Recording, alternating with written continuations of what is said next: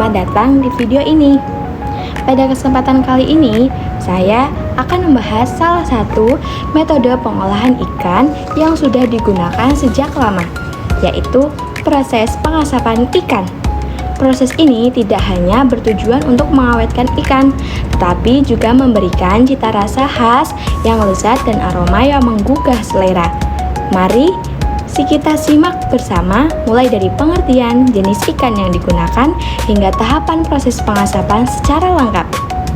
Yang pertama, pengertian pengasapan. Pengasapan ikan adalah metode pengolahan dan pengawetan ikan dengan cara memaparkan ikan pada asap yang dihasilkan dari pembakaran bahan alami seperti kayu atau tempurung kelapa. Asap tersebut mengandung senyawa kimia seperti fenol, asam organik, dan karbonil yang berfungsi sebagai antimikroba dan antioksidan. Dengan demikian, pengasapan mampu menghambat pertumbuhan bakteri, pembusuk, serta memperpanjang umur simpan ikan. Selain itu, proses ini juga mengurangi kadar air dalam tubuh ikan sehingga teksturnya menjadi lebih padat dan tidak mudah rusak. Pengasapan biasanya dilakukan secara tradisional maupun modern, tergantung pada alat dan teknologi yang digunakan. Jenis ikan yang cocok diasap. Tidak semua jenis ikan cocok untuk diasap. Umumnya, ikan yang digunakan adalah ikan yang memiliki daging tebal dan kandungan lemak yang cukup tinggi. Beberapa contoh ikan yang sering digunakan antara lain ikan tongkol, ikan cakalang, ikan bandeng, ikan lele, ikan patin, dan ikan nila. Ikan laut biasanya lebih disukai karena memiliki rasa yang lebih kuat. Namun, ikan air tawar juga sering digunakan karena mudah didapat dan harganya lebih terjangkau. Kualitas ikan sangat mempengaruhi hasil akhir, sehingga ikan yang digunakan harus dalam kondisi segar, tidak berbau, dan memiliki tekstur yang masih kenyal. Tahapan pengasapan ikan. Tahap pertama adalah persiapan bahan baku. Ikan segar dibersihkan dari sisik, isi perut, dan kotoran lainnya. Setelah itu, ikan dicuci hingga bersih menggunakan air mengalir.